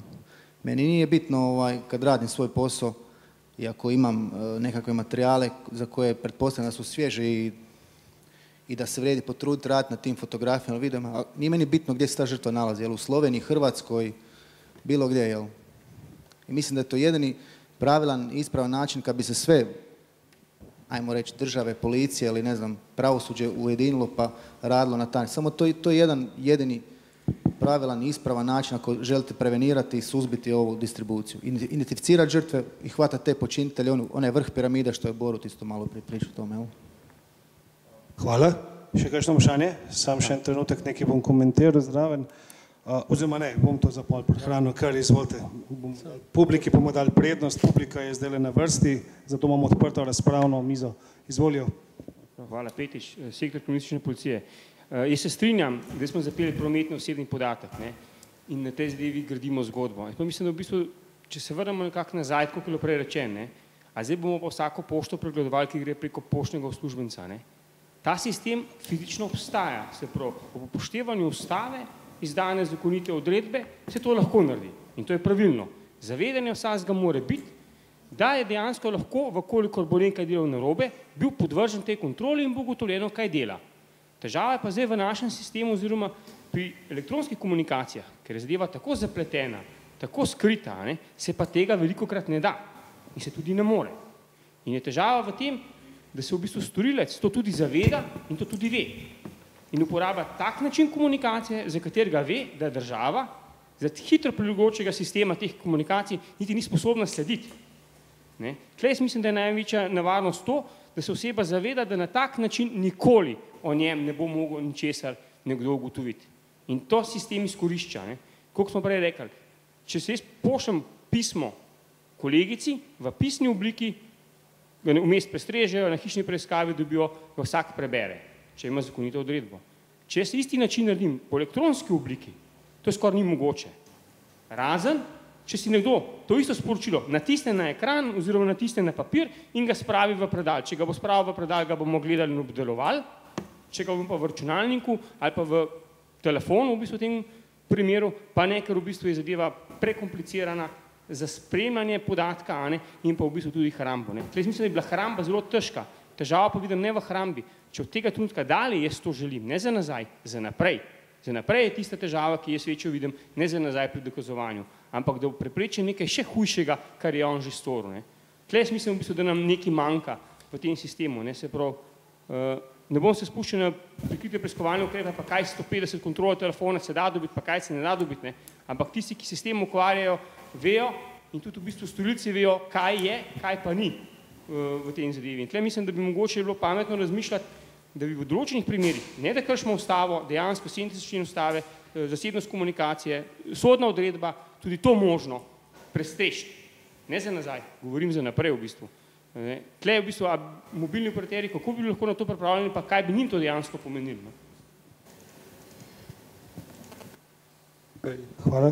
Ja, izvolite. To mislim, da bi gospod Kimoc smel odgovoriti, ampak sej možnost kopije vsega prometa za naprej obstaja. Tle pač s pristrezanjem na lawful interception v mestniku se naredi mirror reporta, to oni ponujajo. In imate statistiko teh odredb na leto kar nekaj, ampak dajmo gospoda Kimovca to vprašati. Imam tako občutek, da kolega zraven mene vodi v okroglo mizo, ne jaz. Ne, jaz sem vam prej želel za Nemčijo, glede na to, da niste. Pač vprašanje je bilo, kakšna je razlika z Nemčijo. Nemško ustavno sodišče je takrat reklo, pač da spijovci z dostojanstvom človeka, zadevo so razveljavili za nazaj in hkrati so odredili tudi popoln izbris vseh zbirk in vsega, kar je na podlagi tega nastalo. Ampak ta del kot osnutek ni prav zelo relevanten ta hip. Večje vprašanje je njihova naknadna študija, ki jim je potem naredil Inštitut Maxa Plancka, ki je ugotovila, da ko so oni uvedli data retention prvič, se z njihovo raziskanostjo kaznivih dejanj ni zgodilo nič in potem, ko je njihovo ustavno sodišče odpravilo data retention, se z njihovo raziskanostjo kaznivih dejanj spet ni zgodilo nič. Ker je postavila tako neka zelo zanimiva vprašanja, kaj sploh delamo potem s tem data retentionom. Ampak ne kot primer, da bi to morali danes tako odprijaviti, ampak samo, če sploh vemo, zakaj ga imamo in kaj s tem počnemo in kako Nemcem uspeva, kljub temu, karkoli že počne njihovo ustavno sodišče, nekako še kar pozapreti njihovo. Ok. Jaz sem bi malo spomnil moje kolege tukaj, pogovarjamo se o partnerskem sodelovanju. Tako da dajmo najdeti te oblike sodelovanja. Tudi vam se predhoditi besedo, pa izvolite zdaj. Bom se kar na ta zadnje, na sodelovanje. Če hočemo sodelovati, rabimo zaupanje med sabo in rabimo poštenost. In tale zadnji poskus sodelovanja je vsega obsojanja vreden, nažalost. Da se take spremembe v zakonodajo dajejo, ki so očitno neustavne, to ni nobenemu v čast in v korist, kajti s tem se ruši zaupanje in poštenost. In ne vem, še enkrat sprašujem, kdo je predlagal ta famozni 7. odstavek 166. člena ZEKom, ker na takšen način ne moramo sodelovati. In če ne bomo sodelovali, tudi ne bomo nikamor prišli. In kot rečeno, dajmo probleme reševati tam, kjer so. Če so problemi pri odredbah, jih dajmo te postopke pohitriti, ne pa to spet reševati na plečih vseh državljanov in na njihovih drugih pravicah. Zelo zanimivo je, da predstavnikov resornega ministrstva tukaj ni, čeprav smo jih najbrž vsi pričakovali. Zbolel je. uradno. Ja, tamle mislim, da imate še eno vprašanje. Ja, izvolite. Ja, dober dan, sem Šimek iz Kemistične policije, iz Policijske uprave Celje. Enih par stvari sem si tle zapisal, ampak upam, da bom prav povedal. Mapo odmaknete od tajnika mikrofona, se mi zdi, da to moti. Vredo?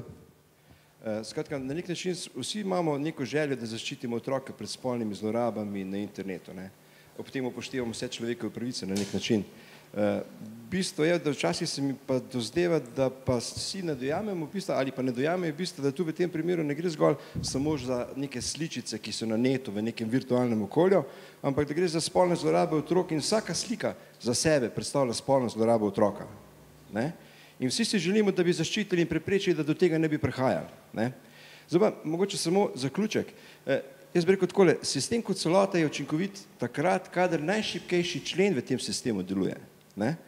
Zdaj je zato je rešitev v dejanskem partnerskem odnosu vseh nas deležnikov. Zdaj, kdo je pa najšibkejši člen? Tukaj bi pa moral vsak pri sebi pogledati in vsak bi se mogel potruditi, kajti vsem tem problematiki gre za otroke, gre za naše otroke in tudi za otroke, ki so v tujini, pa so žrtve spolnih zlorab. Samo to. Hvala. Hvala lepa.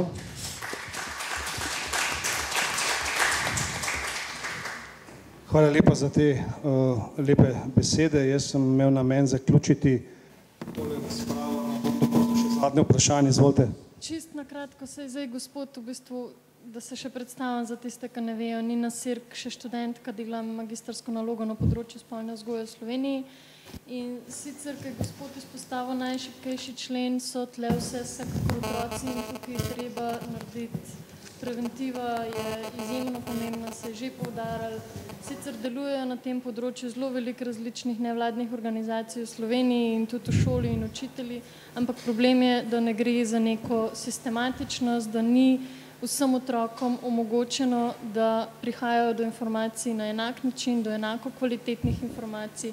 Jaz imam podatke za Gorenjsko, kjer je menda ta zadeva kar precej dobro pokrita, kar se tiče spolne vzgoje preko raznih društev, ampak mogoče pa nekje v neki šoli eni otroci niso pa s tem v stik še nikoli prišli. V bistvu to se meni zdi narobe in zato tudi pogrešam danes gospoda z Ministrstva za šolstvo, ki bi mogoče lahko z tega področja nekaj več povedal. Ja, zdaj jaz gospoda, ki je odsoten, ne bom branil, jaz sem zanj zvedel, da je odsoten, kako? Ministrstvo pa ja, zdaj imamo super ministrstvo, a veste, in dobro, no, kakorkoli že, no, gospod je, bi menda lahko predstavil neke vidike tudi glede zakonodaje, ampak kakorkoli že, jaz bom sklepno zaključil zdaj to razpravo, malo bom povzel, namreč slišali smo, da je ključno slišati predloge enih in drugih, imeti zaupanje, ker če nam imeti zaupanja, ne bom bene koristi, ne poštenosti, niti se ne bomo več verjeli. Potem seveda smo oblikovali določena stališča tudi do vrste podatkov, ali so kvalitetni, niso kvalitetni, točni, natančni in tako dalje. Izpostavili smo potem, sploh v drugem dnevu, zelo velik poudarek preventiva, dolgoročno, sistematično in pa usklajeno med različnimi resorji in akterji, da se izkazuje, da je problematični osnutek trenutnega ali pa predloga zakona o ZEKOM-a 1. V uvidu seveda je treba imeti otroke, ki so žrtve teh spolnih zlorab, ter po drugi strani hkrati tudi huda kazniva dejanja, ki običajno segajo v organizirano kriminaliteto, najti nekje načelo sorazmernosti med vsemi dejanji, materialnimi dejanji, ki jih naredijo organi odkrivanja pregona ter na to tudi sojenja. Opazili smo, da predstavnikov sojenja skoraj da ni. Žal bi bilo dobro slišati tudi to sporočilo. Mogoče bi bilo kakšno drugačno sporočilo, če bi bili danes prisotni v večjem številu. Potem ugotovili smo, da gre za zelo kompleksne komunikacije, ko se govori o internetu in v tej zvezi, zato je važno govoriti o komunikacijski zasebnosti kot posebni ustavni kategoriji, ki jo priznava tudi naša ustava. hkrati pa ne pozabimo tudi na omejitve, ki jih ima ne samo policija, ker tudi policija ni edina, ki deluje v tej mreži, da pomaga rešiti otroke, ampak da so pomembne tudi druge institucije, civilna družba, industrija in mislim, da je zelo pomembno sporočilo, da dajmo se poslušati. En del poslušanja smo delili na tej današnji konferenci, ker smo res prišli iz praktično vseh vetrov.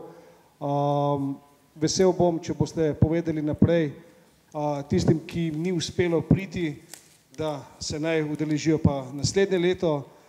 Bilo nas je 170 prijavljenih udeležencev, tak podatek imam, rekordni dan smo zabeležili včeraj, 149 dejansko prisotnih, tako da veste, koliko nas je bilo, danes nas je bilo nekaj čez 100, mislim, da okoli 120, kakorkoli že. Jaz se zahvaljujem organizatorjem, torej na strani Fakultete za družbene vede, projekt Spletno oko, za izpeljavo precej posameznih stvari, ki jih uprava kriminalistične policije ni mogla narediti, logično.